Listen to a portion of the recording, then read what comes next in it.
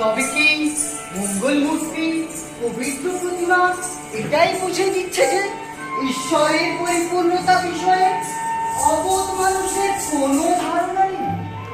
সেটাই এই রহস্য ভেদ করা আমাদের কম্বল।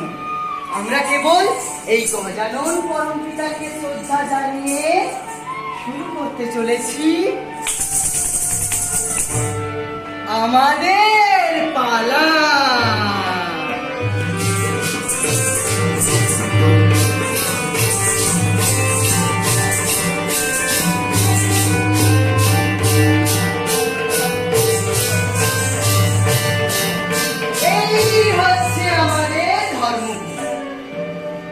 এই শহরের রাজা ধর্মশীলের যশ এবং রাজ্য এরই মধ্যে 10 দিগন্তে পৌঁছে গেছে।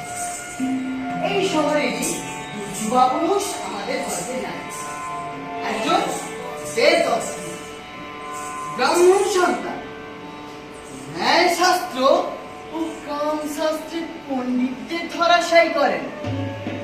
আরেকজন আছেন কপিল, লোহিত কামারের ছেলে। যেখানে লাভঝাপের দরকার, যেসব কাজে হিম্মত চাই, সেখানে কপিলের জুড়ি নেই। দুজনের বন্ধুত্ব দেখে জগৎ সংসার মুক্ত।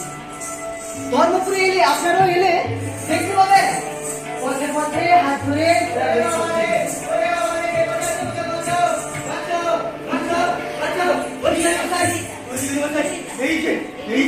এই যে অধিকারী মশাই, অধিকারী মশাই, বাঁচান, বাঁচান, বাঁচান। এই, ঠিক, ঠিক, ঠিক, কি হচ্ছে তো? ছাড় বলছি, ঠিক, কি হচ্ছে তো? এসব মানে কত কত ব্যক্তিরা হয়েছে এদের সামনে। অন্যায় হয়েছে, নিশ্চয়ই আমার অন্যায় হয়েছে, কিন্তু কিন্তু আপনাকে না বলে যে আমার বুকটা ফেটে যাবে অধিকারী মশাই। বটে? হ্যাঁ, তবে আর বলছি কি, ওই ওই এখানে আসার জন্য তাড়াহুড়ো করছিলাম, তা ওই ওই দেরি হয়ে গেছিল। তারপর ওই কেমন যেন কি লাগছে, আমি সকালে থেকে বর্ষাটা শুনে দিয়েছিল কিনা, আমি দেখুন দেখুন দেখুন দেখুন তাও কেমন ফুলে উঠেছিল, তাই একটু ওই হালকা হওয়ার জন্য কি আর বলবো, কিন্তু কিন্তু কি আর সামলাবো অধিকারী মশাই, এই পথের ধারে যেই কাপড়টা তুলে বসতে যাবো অমনি জানেন তো কেউ যেন পিছন থেকে ভারী মোটা গলায় হেঁকে বললো, এই জানো না বড় রাস্তার উপর সব করতে নি। সত্যি তো, এটুকু তো আমার জানা উচিত ছিল। দিয়ে জানেন ফের তাকালাম, তাকিয়ে দেখি একটা ঘোড়া। কি? হ্যাঁ, ঘোড়া কথা কইছে। সকালে উঠে গিলেছো বাবা? মাইরি বলছি, ডিপি করে বলছি। আপনার না, থাক থাক থাক। এই 7 দিনের মধ্যে জানেন তো, এই 7 দিনের মধ্যে একদিনও আমি চুরিখানায় যাইনি, আর ওই একবার কি যুদ্ধ করতে যেতাম। তবে যে দেখছি আজকাল জলে যাও তোমার নেশা হচ্ছে। বক বকানি থামাও, যাও যাও, বেশ হাসু করে আসো, যাও যাও।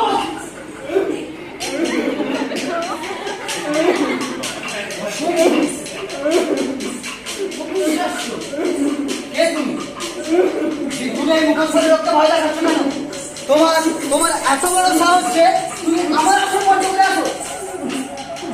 খোলো মুখোশ, খোলো, খুলে বার করো।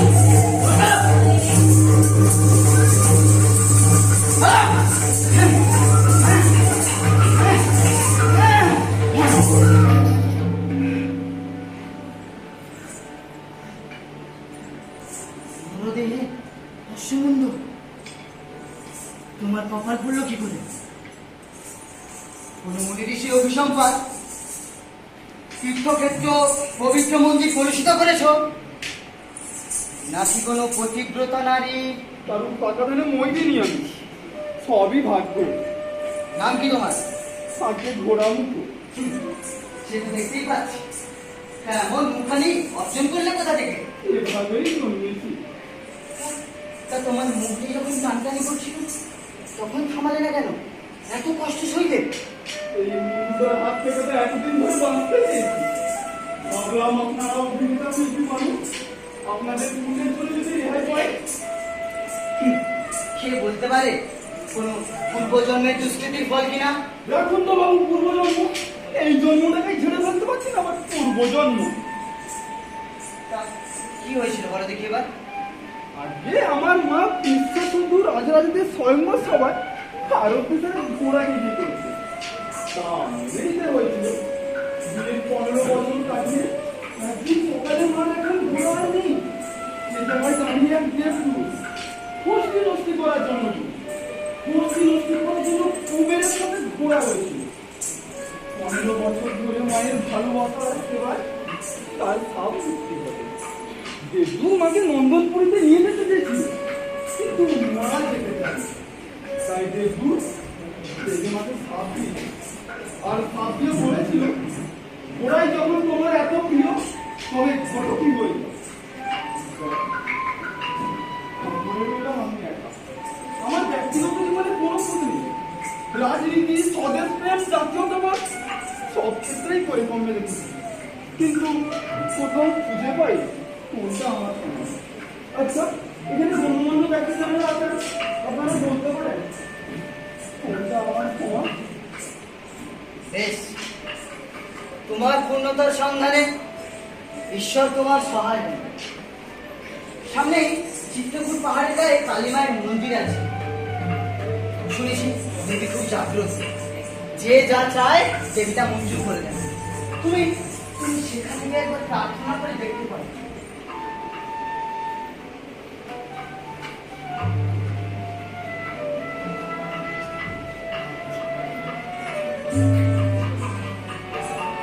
হ্যাঁ, ফিরে আসি আমাদের গল্পে।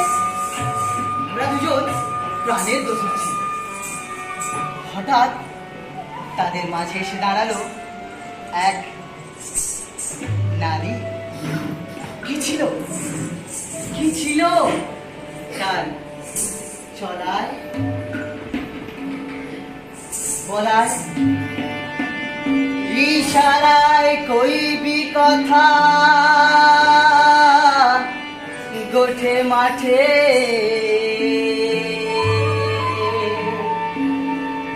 ইশারায় কইবি কথা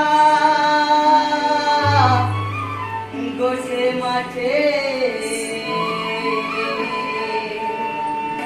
দেখিস যেন কেউ না জানে কেউ না বোঝে, দেখিস যেন কেউ না জানে কেউ না বোঝে, কেউ না শোনে ছবি মনে মনে, মনে মনে। কিছুদিন মনে মনে ঘরের কোণে, কিছুদিন মনে মনে ঘরের কোণে, স্বামীর তীরে গোপনে মনে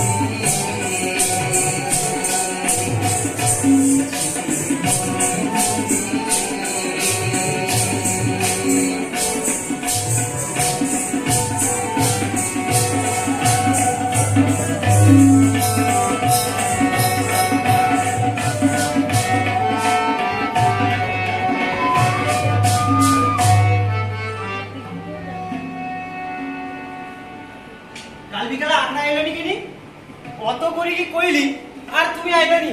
কালকে কুস্তিটা যা জমতলা না, অন্যটা কাজে ছিলাম। জানো তো আমি এখন তো লড়িটি, আর ঠিক সব সময় দেশের পয়লা নম্বর পালোয়ান এসে হাজির।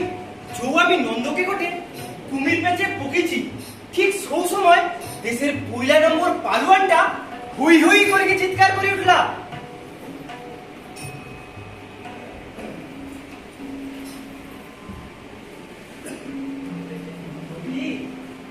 এবারে এটা কে? কত নম্বর? কি কত নম্বর? ওইটি মাইজিটা কে? কি করে বুঝলে?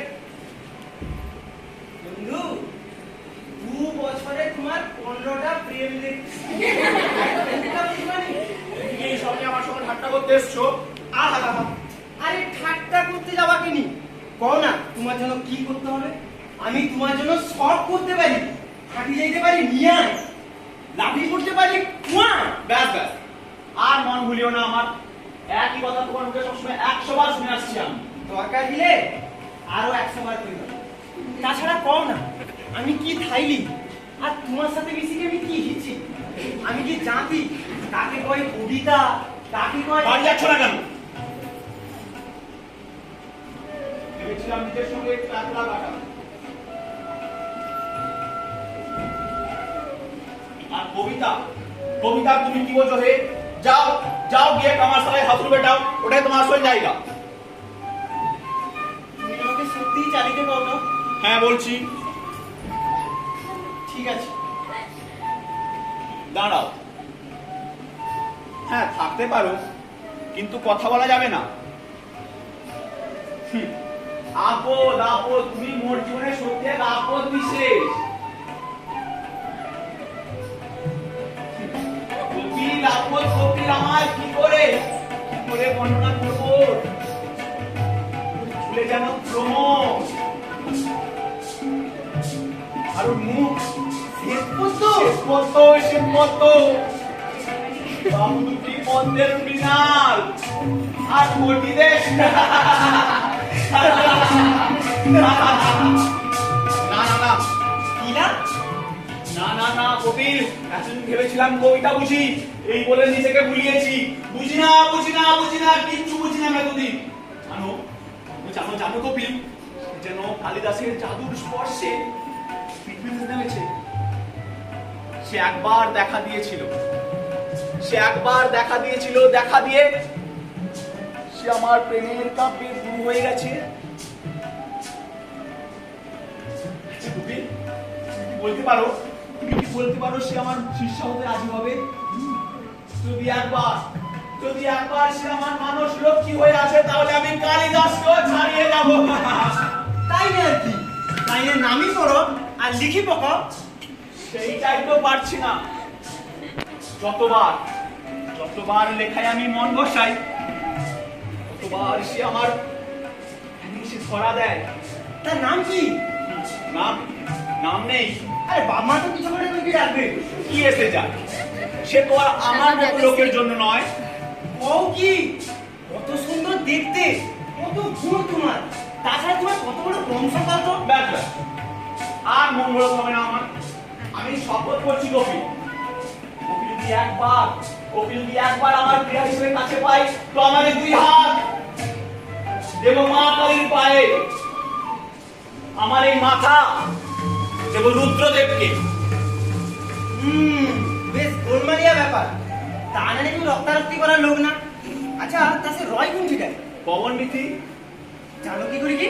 আজ সন্ধ্যায় বাজারের পথে দেখেছি যে এক মুহূর্ত চোখ সরাইনি, এক মুহূর্তেও না। সারা সন্ধ্যায় ওর বাড়ির বাইরে দাঁড়িয়েছিলাম।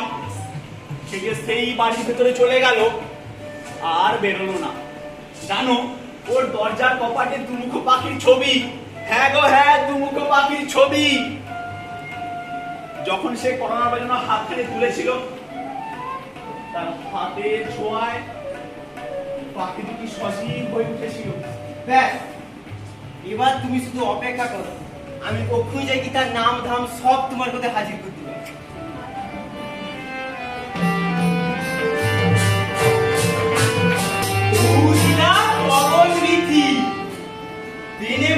পাড়া কি উঁচা উঁচা সব ঘর, সবকটা যেন প্রাসাদ, কিন্তু সে ঝুমকা পাখিওয়ালা ঘরটা কাই? কাকে জিজ্ঞাসা করবা সে ঘরটা কাই?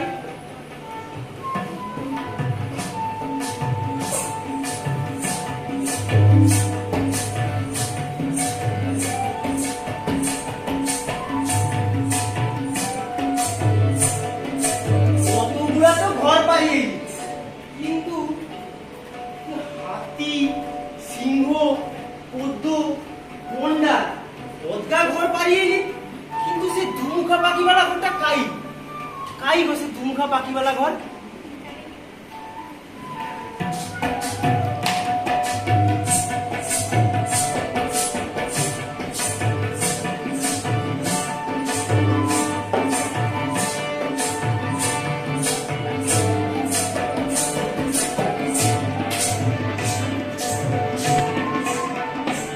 সেখানে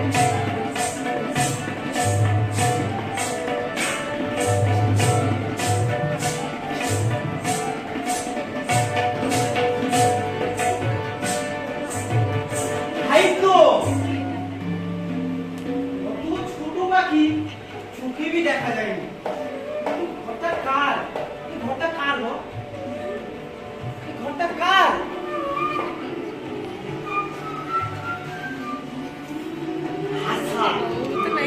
তো তোমার পছন্দ আছে কইতে হবে। আপনি কি ডাকছিলেন? ও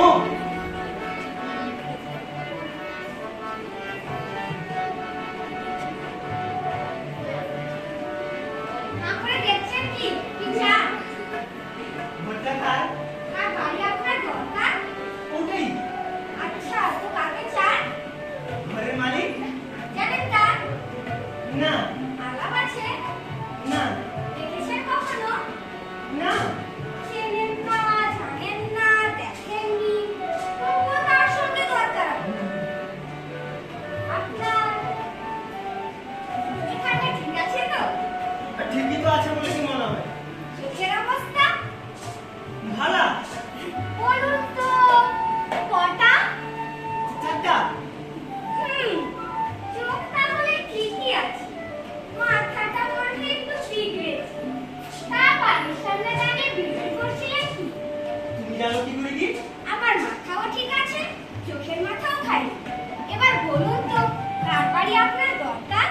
তোমার বাবা ঘরে আছে?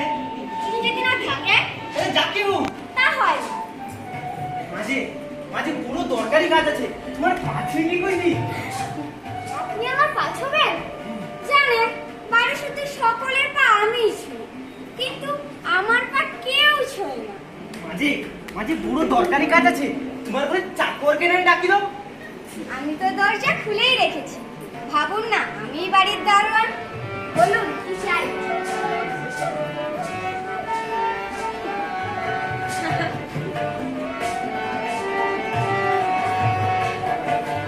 তোমার মানে পূজ্যপাত ব্রাহ্মণ বিদ্যাসাগরের নাম শুনছো? তার বটে মাত্র বেটা দেবদত্ত।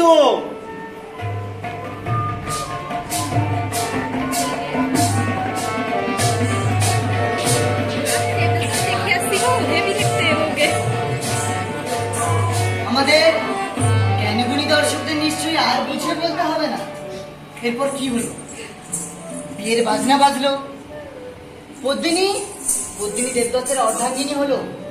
দেবদত্ত অবশ্য কপিলের ঋণ ভুলল না, পুরোনো দিনের মতো রইল তাদের বন্ধু। ধর্মপুরের লোকেরা যেন বলা বলি করতে লাগলো, হ্যাঁ গো, রাম লক্ষ্মণ সীতা।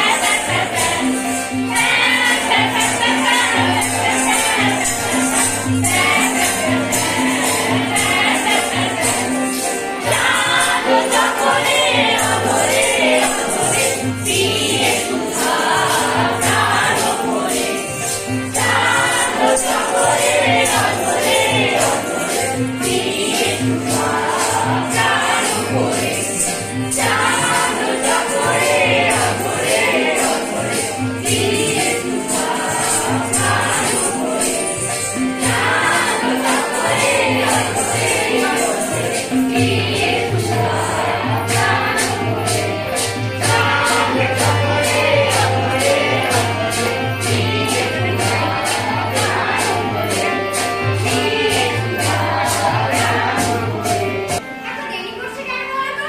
জামা কাপড় গুছিয়ে নিয়েছো? কোন সকালে? বিছানাপত্র খোলা মাটি যত শুতে হবে। বেশ ঠান্ডা পড়েছে, কম্বল লাগবে দুটো। হয়েছে হয়েছে, সব ব্যবস্থা হয়েছে, চাকর বাকররা করে রেখেছে। তোমার গায়ের গরম জামাটা সঙ্গে নিও কিন্তু। তোমার কি হয়েছে বলো তো? অন্য সময় তো বই মুখে নিয়ে বসে থাকো। আজ একেবারে সকাল থেকে হাত মুখ দিয়ে বসে শুরু করে রয়েছো। পত্নী আমি তোমায় কতবার বলেছি তোমার এই বেড়ানো ব্যাপারটা আমার একেবারেই ভালো লাগে না। তাছাড়া তোমার এখন বিশ্রামের প্রয়োজন, আর আর গরু কাটতে যাওয়াটা এই শুধু একেবারে ঠিক নয়। এমন করছো যেন পৃথিবীতে আমারই প্রথম বাচ্চা হয়েছে। আচ্ছা, কপিলের কি হলো বলো তো?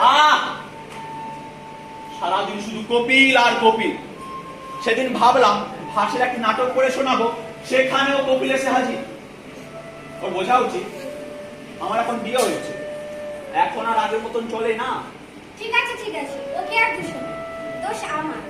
আমি ভেবেছিলাম ভাষার নাটক শুনতে ওর ভালো লাগবে, তুমি রেগে যাবে জানলে বলতাম। রাগের কথা নয় পদ্মিনী, আমি যদি কেবল শুধু তোমায় কিছু করে শোনাতে চাই, কেবলই তোমার সঙ্গে এক কাটাতে চাই, সেটা খুবই অন্যায়। তুমি হিংসে করো। হিংসে?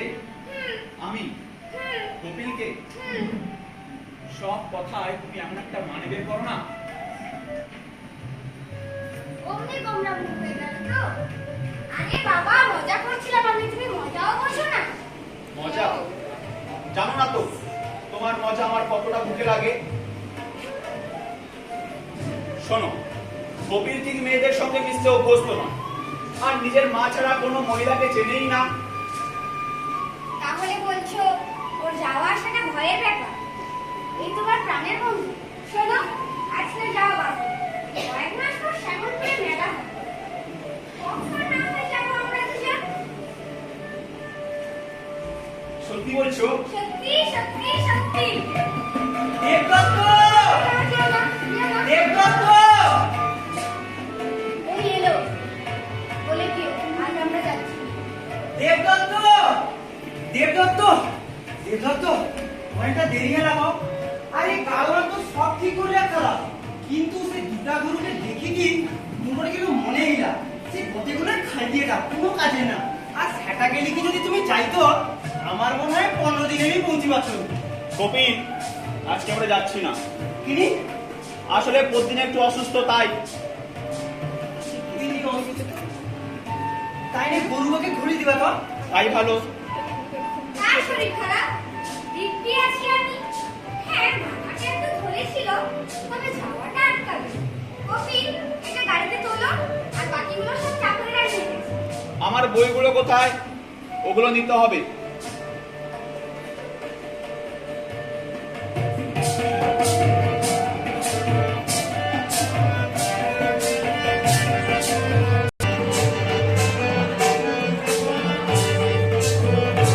হে হৃদয়, অশান্ত হৃদয়, স্থির হও। লজ্জাপতি লতার মতো কেন লুকাও মুখ? কয়মন্তী ফুলের উপর সূর্যের কিরণ যেন বুদ্ধি বলে বিদায়। বিদায় বিদায় বিদায় বিদায় বিদায় বিদায়। কি সুন্দর জায়গা কপিল, যেন স্বর্গপুর। পাথুরে রাস্তা, বাইকে বসে বোঝাই যাচ্ছে, কত হালকা করে চালাচ্ছে। কপিল, দেখো দেখো, কি দারুণ রাস্তা, কি নাম রাস্তার? ওটা এটা পয়মন্তী গাছ গো, পয়মন্তী গাছ। তুমি দেখো দাঁড়াও, তোমার জন্য আনি দেখি। কপিলকে দোষ দিয়ে লাভ কি? ওর অমর পুরুষালী শক্ত সামর্থ্য চেহারা দেখে কোন মেয়ে নিজে ধরে রাখতে পারে? আমি কি বোকা? এতদিন আমি কেবল কপিলের চোখের ভাষা দেখেছি, ওর ওর চোখে যে এত অতরতা আগে তো কখনো দেখিনি। ভয় কেউ না দেবদত্ত, তাকাও তাকাও ওই শিখার দিকে, কিভাবে ওর হৃদয় উঠছে পড়ছে। তোমার হৃদয় চলে যাক, উপরে যাক, ছিঁড়ে যাক, খারাপ হয়ে যাক, তবুও ও দেখো, তুমি দেখো দেখো। এই নাও পয়মন্তী ফুল। কেন পয়মন্তী ফুল বলে এবার?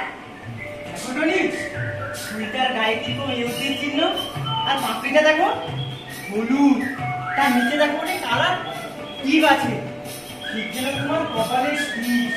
আর গোখাটার দিকে দেখো কিরকম কালা কালা ফুটকা ফুটকা আছে, ঠিক যেন তোমার গলায় পুঁথির মালা। বাবা, কল্পনা কি দৌড় তোমার! এই শুনছো, কপিলের থেকে কল্পনার ধার না তোমার কবিতায়। যাবো না আমরা? দেরি হয়ে যাচ্ছে তো। দাঁড়াও না বাবা একটু, শ্যামলপুরের পথে এত সুন্দর, তাকে আগে জানতাম। পাঁচটা বাজে জঙ্গল, কেউ বেশি যাতায়াত করিনি। তার পাশে আছে কাঁসাই নদী, সেটিটা আগে বাসুদেব ঘোষের খুঁটির ঠায়, কিন্তু অপোজিটে রুদ্রদেবের মন্দির আছে। রুদ্রদেবের মন্দির? ভারী সুন্দর। আর সিটি দেখো, আর সিটি উঁচা পাহাড়টা, তারপরে কালী ঠাকুরের মন্দির, কালী ঠাকুরের আগে বেশ জাঁকজমক খায়, কিন্তু অবশ্য ভাঙাচোরা হিট। রুদ্রদেবের মন্দির? রুদ্রদেব? দেখবো নাকি? আমি দেখবো। না, তোমরা যাও, ঘুরে এসো, আমার খুব ক্লান্ত লাগছে। তুমি যে কিরকম, থাকো তো তুমি, এসো তো কপিল, আমরা যাই। মন্দির কিন্তু বেশি দূর না, আইনে পাত্র। হ্যাঁ।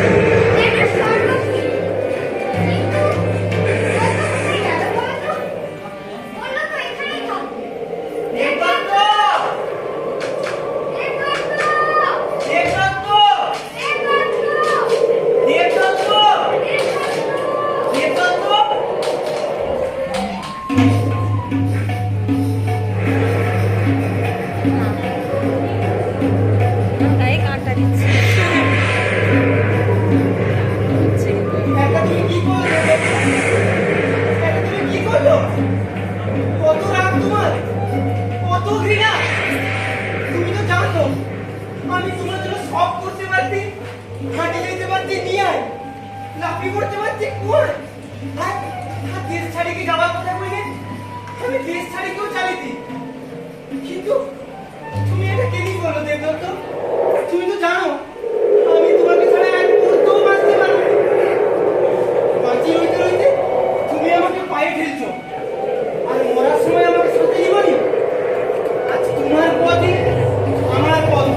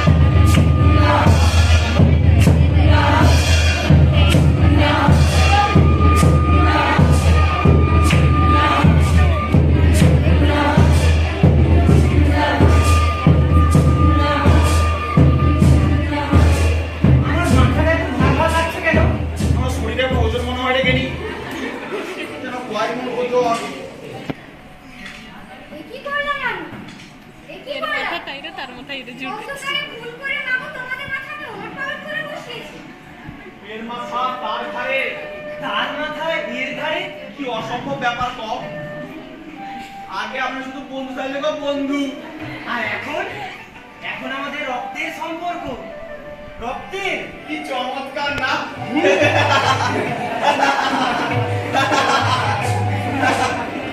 না না না, এবার বাড়ি ফিরবা, শ্যামলপুর আর না। তাই ভালো। হ্যাঁ, সেই ভালো। শ্যামলপুর সারা জীবন পড়ে আছে। চলো চলো চলো। সত্যি দেবদত্ত বাড়িতে কি করেছে লুকাবো ব্যাপারটা খালি গায়ে দেখলে সকলে বুঝে ফেলবে না? বলছি তুমি তো দেবদত্তের বউ তাই না? আর এ তো দেবদত্তের শরীর, তার মানে তুমি আমার বউ। শাস্ত্র বলে মাথায় এরা মানুষের আসল পরিচয়। শাস্ত্র বচন চুলোয় যাক। শাস্ত্র বচন সব সময় তার নিজের সুবিধের মতো কথা বলে এসেছে। তুমি চলে এসো প্রতিদিন। খবরদার, বলুন তো আপনারা। এই দিন হতভাগ্যের পুরো ভবিষ্যৎ নির্ভর করছে মীমাংসার উপর। কিন্তু মীমাংসা কোথায়? চির রহস্যে ঢাকা পড়ে থাকবো। তাই সমস্যাকে ভাবতে হবে আমাদের সকলকে সমস্যা নিয়ে ভাবতে হবে।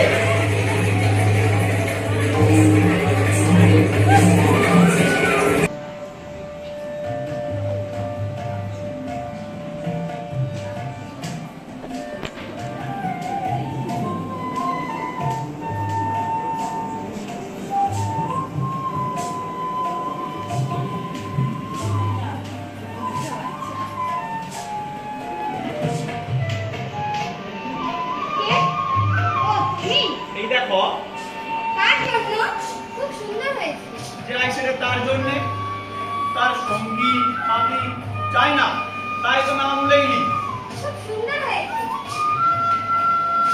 জানো, আসলে মেলায় ভারী মজার ব্যাপার নিলাম। এক পালোয়ান তার টাল ঝুই কইলা কে দ্রব্যান। আমার মনের ভেতরটা না কেমনটা খিলা। জামা টামা খুলি তো নাই করে তার সামনে। তুমি বুঝতে পারলে কেউ সন্দেহ করেনি? না, কেউ আর সন্দেহ করেনি। কিন্তু এখন তো কই উঠলা। কি হে, কপিলের কাজু শিখিকে আসছো নাকি? তাই বুঝি? হ্যাঁ,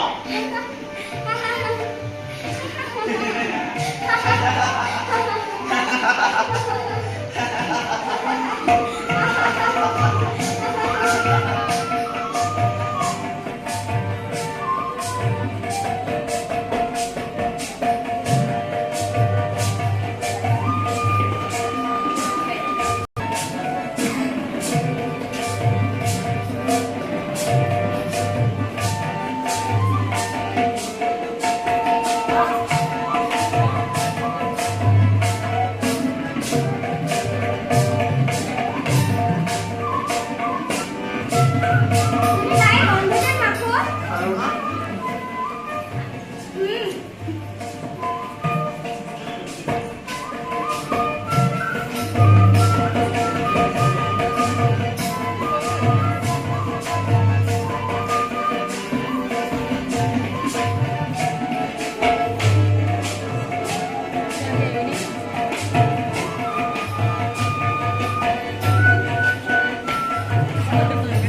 বাড়িটা মন্দ নয়।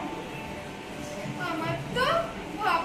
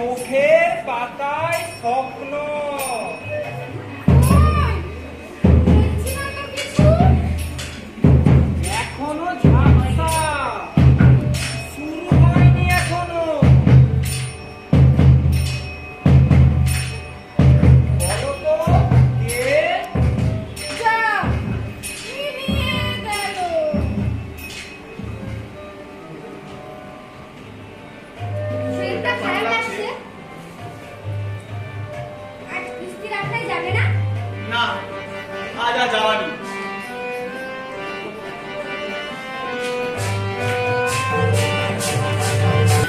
আরে কপিল না, আগে হ্যাঁ অনেকদিন দেখা নেই তোমার। হ্যাঁ ছিলে কোথায়? এখানে এইখানে, এই জঙ্গলে? পশু পাখি থাকতে পারে আর মানুষ থাকতে পারবে না কেন? তা কাজকর্ম কি করছো এখন তুমি? বেঁচে আছি এই পর্যন্ত। শহরে খবর কিছু পাও? না পিতার মৃত্যুর সংবাদ?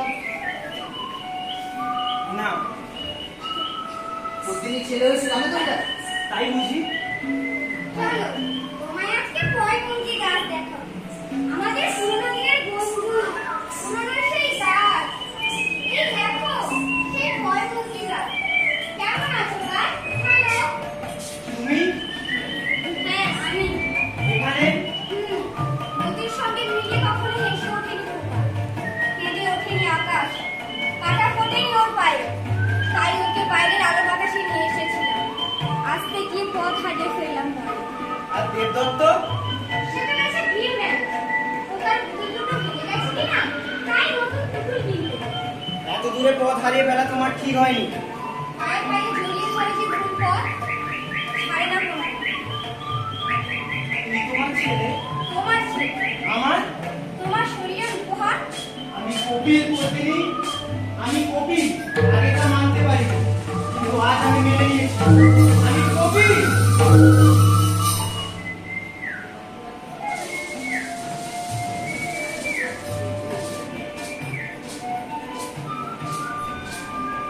কেমন আছো কবি? তুমি জানো ওটার কাঁধেও তোমার কাঁধের মতো একটা তিল আছে। আগে একটা কুড়ুল তুলতে গেলে হাতটা কণ্ঠ নিয়ে উঠত, আর ছুটতে গেলে হাতে দুটো ভেঙে পড়তো। আর সেদিন থেকেই শুরু হলো আমার যুদ্ধ, আর যুদ্ধে আমি জিতি। মাথায় সবসময় জিতে যায় তাই না? এখানে কেন এসেছো? তোমাকে দেখতে ইচ্ছে করছে। যেই আমি ভাবলাম এক দীর্ঘ যুদ্ধকে সাঙ্গ করেছি, আর ঠিক তখনই কেন এলে তুমি? কেন আবার সবকিছু জাগিয়ে দিতে এলে? আজ আমি কপিল, সেই রুক্ষ সূক্ষ্ম কপিল, দেহে ও মনে এক হয়ে যাওয়া কপিল। কি চাও তুমি? আরো একটা শিরোচ্ছে, আরো একটা আত্মঘাত? দয়া করো, দয়া করে ফিরে যাও দেবদত্তের কাছে। সে তোমার স্বামী ও তোমার সন্তানের পিতা। আমি এই দুই শরীরের অর্ধাঙ্গী। আমার জয়ও নেই, পরাজয়ও নেই। খোকা জেগে ওঠা পর্যন্ত আমায় বসতে দাও। আমার শরীরের গড়নটাকে বদলে নেওয়া যায়, আর চেষ্টা করলে সেটা আয়ত্তও করা যায়, কিন্তু কিন্তু শরীরের ভেতরের যে স্মৃতি, যে হাজার হাজার স্মৃতি, তা যে মনে পড়ে যায় একদিন তাকে ছুঁয়েছিল। কেন এলে তুমি? কেন তুমি এলে, শুনে, আর আমার শরীর চিনে নিল তোমার স্পর্শ। আমরা আবার ডুবতে পারি না এই নদীতে? কপিল এখানে থাকে? আরে কেমন আছো দেবদত্ত? প্রতিদিন এখানে কতদিন? আজ 4-5 দিন হবে। আইসো, কতক্ষণ তোমার জন্যই অপেক্ষা করছি। কালু ভাবলি তুমি আইলো বলি, কিন্তু তোমার হাতে সেটা কি? এই পুতুল পোকার জন্য। দিকে জিরিয়ে যাও। তিনি রাগ। রাগ আর নেই, তবে এই শরীরটা খুব জ্বালিয়েছে। তোমার মনে আছে একদিন আমি তোমাকে দেখি হিংসা করতি, তোমার ও কবিতা লিখি, কেনি জানো? কারণ তখন আমার প্রতি থাইলে আকাশ, আমার প্রতি পাইছিলে একটা কবি মানুষের অনুভূতি, আর সেটা তোমার শরীর নেই। আমি তোমার সামর্থ্য চেয়েছিলাম, তোমার উন্মত্ততা নয়। একটা সময় এলো তুমি ঘিরটায় দিন কাটালে আতঙ্কে, পলট পালট ওঠানামা বিচ্ছেদে সবকিছু। সত্যি করে বলো তো, তুমি পদ্ধতিকে ভালোবাসো? বাসি। আমিও বাসি। আচ্ছা, এরকম হয়নি তিন লোক একসাথে রইবা দ্রৌপদীর মতো? না, সে আর হয় না। সেই জন্য তো আনতে হলো। এমনি এমনি যার শেষ নেই তাকে জোর করে ছিঁড়ে ফেলতে হয়। আমাদের দুজনকেই মরতে হবে। বন্ধুত্বের কোনো মানে নেই, দয়ার কোনো প্রশ্ন নেই।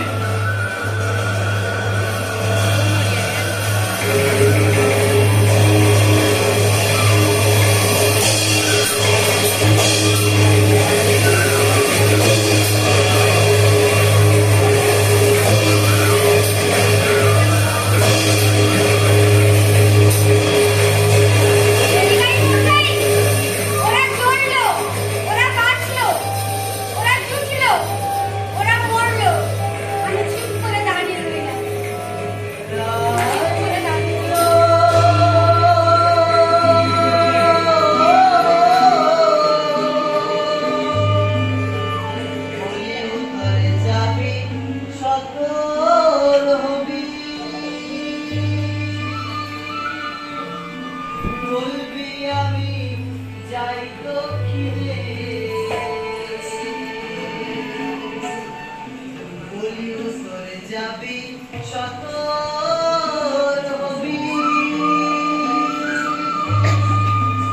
বলবি আমি যাই দক্ষিণে আরে মনের কথা থাক মনে অরসিকে আরে মনের কথা থাক মনে অরসিকে জানবে কেনে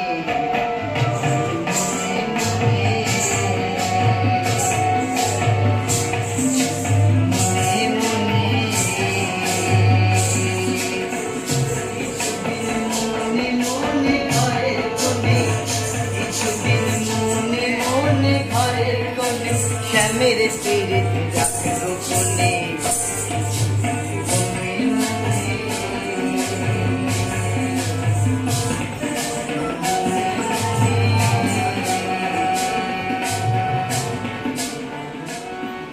জ্ঞানী গুণীজনেরা মর্মান্তিক পরিণতির কি আর ব্যাখ্যা দেব পদ্মিনী সতী হয়েছে এই যুগে সতী সাত্রী হয় কিন্তু কোথায় কিভাবে হয়েছিল তা কেউ ভালো করে জানে ওই কাশ্মীরে জিজ্ঞেস করলে বলে পয়গম্বর আছে তিনজনে পূর্ণিমা রাতে থাকলে এখন সেখানে গান শুনতে পাবে বাতাসে বাতাসে ঘুরে স্নিগ্ধ সুহাস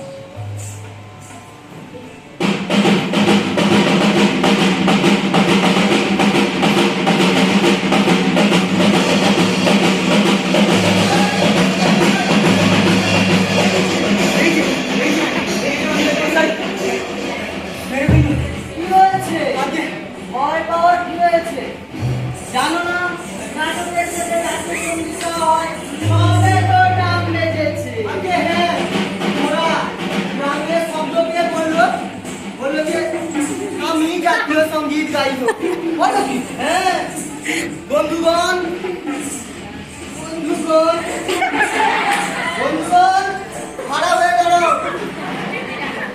অধিকারী মশাই ঘোড়া মুখে মানুষ নয় ঘোড়া হ্যাঁ কিন্তু কিন্তু কথা কইছে পুরো মানুষের মধ্যে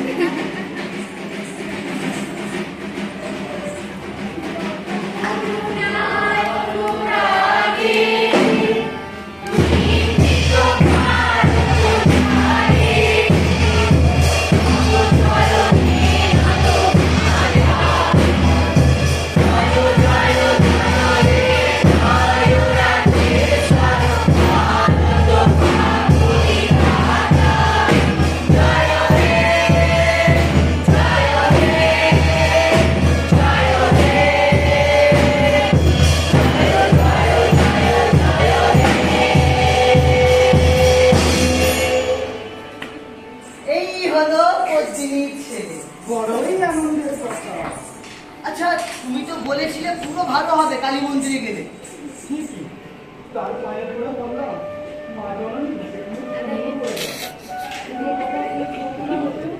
তোর তো বলে নিয়ে যাবে পুরো মানুষ পড়ার সময়টুকু দিল না এখন পুরো ঘোরা হয়েছে ঠিকই তবে নচ্ছার মানুষের ঘোরাটা রয়েছে তাই তো গ্রামের শব্দ জাতীয় সঙ্গীত গাইতে গাইতে বেরিয়ে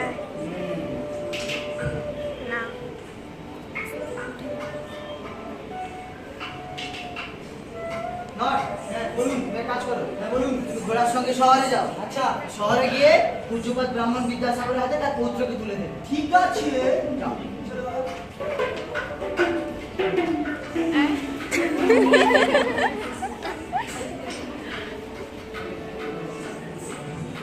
এসো বেড়াল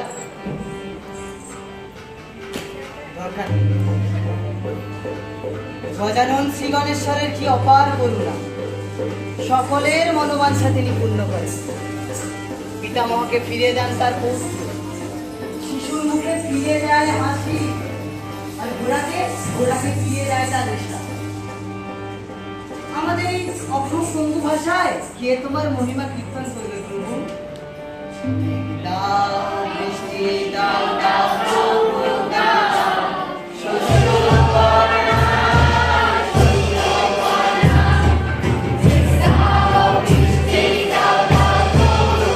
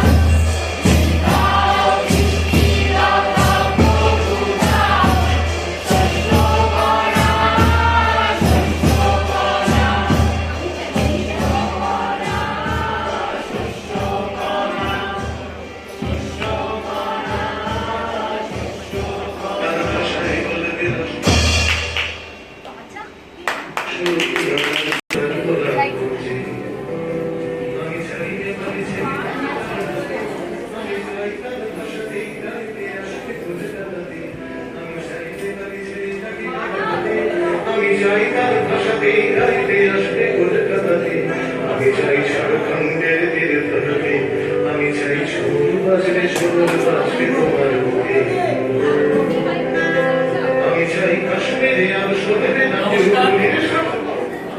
আমাদের সারিবদ্ধ নাটক এখানে শেষ হলো। আমাদের ছাত্রছাত্রী দ্বারা গৃহীত এই নাটকে যদি কিছু ভুল ত্রুটি থেকে থাকে তাহলে সেই ভুল ত্রুটির সবটুকু দায়ভার আমাদের। আর আমাদের এই নাটকের যে শস্যকণা আজ বপিত হলো, আশা করি দিকে প্রান্তরে পৃথিবীর প্রতিটি কোনায় কোনায় ছড়িয়ে পড়বে নাটকের বীজ। এভাবেই আপনারা সঙ্গে থাকুন, আমরা এগিয়ে যাব নাটকের পথের পথিক হয়ে, এগিয়ে যাব দিক প্রান্তে, যেখানে হয়তো অনেক পথ ভোলাদের সঙ্গে আমাদের আলাপ হবে, যারা হয়তো নাটকের শস্য বীজ নিয়ে অপেক্ষা করছে আমাদের জন্য একটুখানি বাড়ি সিঞ্চনে। এভাবেই হয়তো আমরা এগিয়ে যাব আমাদের এই নাটকের পথকে পাথেয় করে। আমি আমাদের নাট্যচর্চা বিভাগের সমস্ত অধ্যাপক অধ্যাপিকাকে বলবো, আপনারা সকলে মঞ্চে আসুন এবং যন্ত্রণার সঙ্গে যারা সঙ্গে রয়েছিলেন তাদের প্রত্যেককে আমি বলবো আপনারা মঞ্চে আসুন।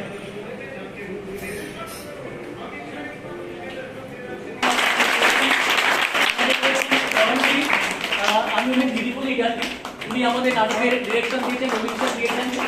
বলছেন আমাদের সকলের পরিচিত স্বপন দা, উনি মিউজিকে ছিলেন। আমাদের বাসিতে রয়েছে আমাদের দীপক বাবু, দিলীপ বাবু, উনি আমাদের আর আমাদের পরিচিত অনেক নাম বোধহয় বলতে হবে না। আমাদের গর্ব, আমাদের ছাত্র ছিল এক সময় মিউজিক ও এবং আমাদের সাগর মিলে দুজনে, সাগর চলে এসো, সাগর এরা মিলে মিউজিক করেছে। শুভজিৎ কোথায়? শুভজিৎ করেছে, ও ছিল আমাদের সুধাময়, এও আমাদের প্রাক্তন ছাত্র সাথী রয়েছে। সাথী আমাদেরই এখানকার অ্যালামনি, ও এখন আমাদের এখানে পড়ায়। ও এই ডান্স কোরিওগ্রাফি যা হয়েছে ওটাও করেছে, এবং তার সঙ্গে আমাদের স্বর্ণালী আমাদের এই ডান্স কোরিওগ্রাফি এবং ড্রেস কস্টিউম যা হয়েছে সেখানেও সহযোগিতা করেছে।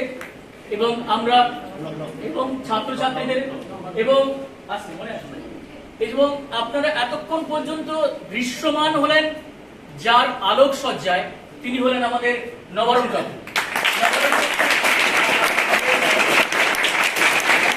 আমাদের হয়তো অনেকে মনে করছেন যে কাকু জেঠু এরকম কেন বলছি, কি পরিবার? সত্যি আমরা নাট্যচর্চা বিভাগে একটা পরিবার। আমরা স্যার ম্যাডাম খুব কমই বলি, দাদা দিদি কাকা এসব বলেই আমরা সম্বোধন করি। এবং সবচেয়ে বড় পরিশ্রম যারা করেছে তারা আমার ছেলে মেয়েরা, ওদের জন্য জোরে একটা হাত তালি।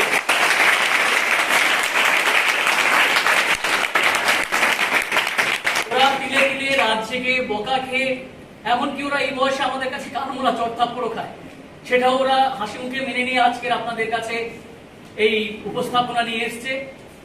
আশা রাখবো আপনাদের সহযোগিতা আগামী দিনেও পাবো। এভাবেই হয়তো আমরা এগিয়ে যাব এই নাটকের দল নিয়ে।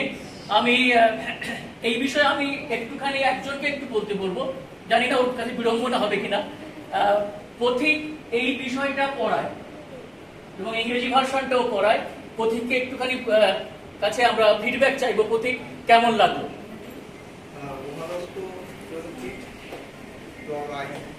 এমন কোনো মুহূর্ত ছিল না যখন মানে আমাদের বোরিং লেগেছে বা বিরক্তি লেগেছে। এবং আমার যে জায়গাটা খুব ভালো লাগলো, কর্নার অ্যাকচুয়ালি ভার্সনটা লিখেছিল ইয়াকশাগানার প্লে হিসেবে। তো ওটা এক ধরনের থিয়েট্রিক্যাল একটা টেকনিক। আর এখানে ওই ধরনের স্টেজ সেট আপ কিন্তু আমাদের নেই, কিন্তু তা সত্ত্বেও ওই হাফ কার্টেনের ইউজ, অর্থাৎ ইয়াকশাগানার যে প্রপের ইউজ, তার সঙ্গে আমরা দেখতে পাচ্ছি আমরা অডিয়েন্সে বসে রয়েছি, দাঁড়িয়ে রয়েছি, ইন্টিমেট থিয়েটারে কিছু এলিমেন্ট আনা, এটা একটা অসাধারণ ব্যাপার। মানে আমার কাছে একটা আই ওপেনিং ব্যাপার যে এইভাবেও হায়াবাদনাকে ইন্টারপ্রিট করা যেতে পারে। ভালো ব্যাপার এটা।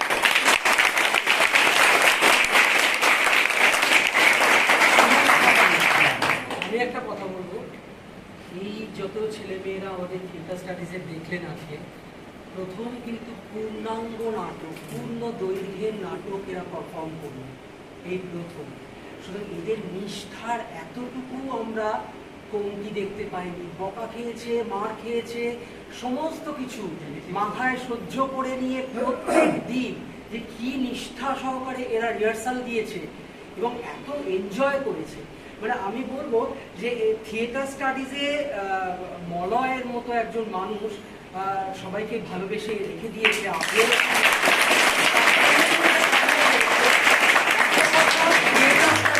যারা এখন আছো এবং ভবিষ্যতে যারা আছে, আমি প্রেডিকশন করে গেলাম কোন বলয় যতদিন আছে কোনো প্রেতাত্মা একে স্পর্শ করতে পারবে না।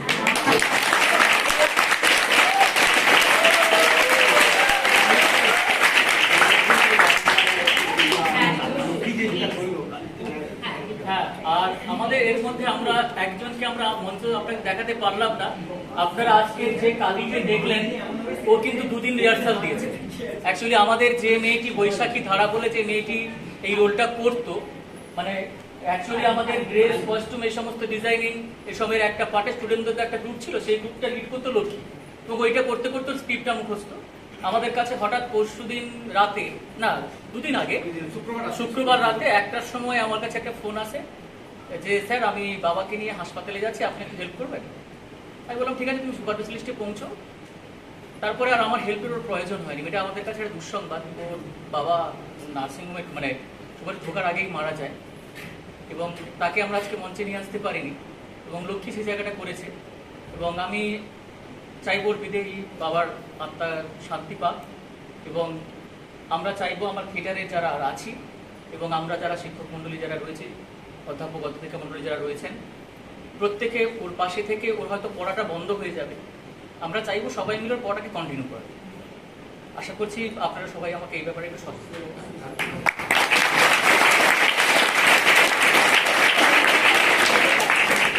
সত্যি কথা বলছি, সেটা হচ্ছে যে আমরা বৈশাখীর সাথে যোগাযোগ করেছিলাম ফোনে। বৈশাখী একটা কথাই বলেছিল যে আমার কোনো অসুবিধা নেই, আমি পারফর্ম করতে পারবো। এইটা কিন্তু আমি এত বছরের আমার অভিজ্ঞতার জায়গা থেকে একটা ওইটুকু বাচ্চা মেয়ে আমার সামনে বলছে ওইভাবে, এটা আমার মানে অদ্ভুত লেগেছিল যে কিভাবে এই কথাটা বলতে পারলো। এটাই কিন্তু একজন সাচ্চা পারফর্মার হতে গেলে তাকে এইটাই